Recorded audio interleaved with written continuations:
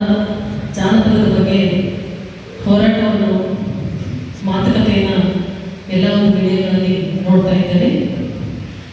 ಮುಖ್ಯವಾಗಿ ಇವತ್ತು ಈ ಒಂದು ಕಲ್ಯಾಣ ಕರ್ನಾಟಕ ಮತ್ತು ಉತ್ತರ ಕರ್ನಾಟಕ ಕಲಾವಿದರ ಇವರ ಸಹಯೋಗದಲ್ಲಿ ಇವತ್ತು ನಡೀತಾ ಇದೆ.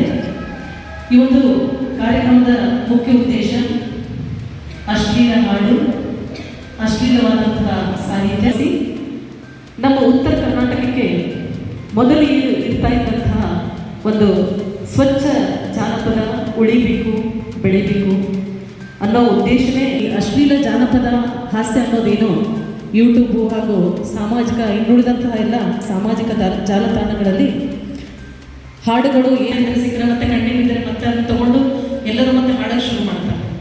ಅದನ್ನು ಸಂಬಂಧಪಟ್ಟವ್ರಿಗೆ ಇದೊಂದು ಸ್ವಲ್ಪ ಗಣನೆಗೆ ತಗೊಂಡು ಬಂದು ಅದನ್ನು ಡಿಲೀಟ್ ಮಾಡಿಸ್ಬೇಕು.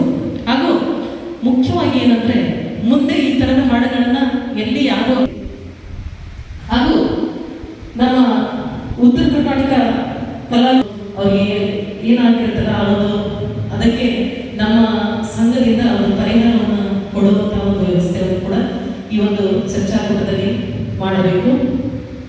ಈಗ ಹೇಗಾಗಿದೆ ಅಂದರೆ ಮುಂಚೆಲ್ಲ ನಾವು ಉತ್ತರ ಕರ್ನಾಟಕ ಅಂತ ಅಂದರೆ ಹೆಮ್ಮೆ ಎಲ್ಲ ಕಲಾವಿದರು, ಸಾಹಿತಿಗಳು ಹಾಗೂ ಕನ್ನಡ ಹೋರಾಟಗಾರರು ಎಲ್ಲರೂ ಸೇರಿ ಒಂದು ಮನವಿಯನ್ನು ಸಲ್ಲಿಸಿ ಇರ್ತಕ್ಕಂಥ ಒಂದು ಅಶ್ಲೀಲ ಹಾಡುಗಳನ್ನು ನಿಷೇಧ ಮಾಡಬೇಕು ಅಂತ ಹೇಳಿ ನಮಗೆ ಎಲ್ಲ ಕಲಾವಿದರು ವಿನಂತಿಯನ್ನು ನಮ್ಮ ಹಿರಿಯ ಕಲಾವಿದರು ನಮ್ಮ ಕಲಾವಿದರಿಗೆಲ್ಲರೂ ಇದೆ.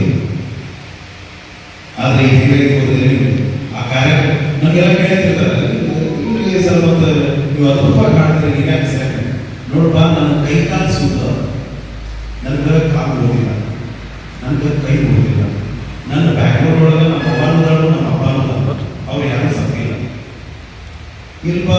ಮತ್ತು ಎಲ್ಲಾನು ಐತಿ, ನಾ ಏನೋ ಒಂದು ಇದು ಮಾಡ್ಬೋದು ಹೊಂಟೀನಿ,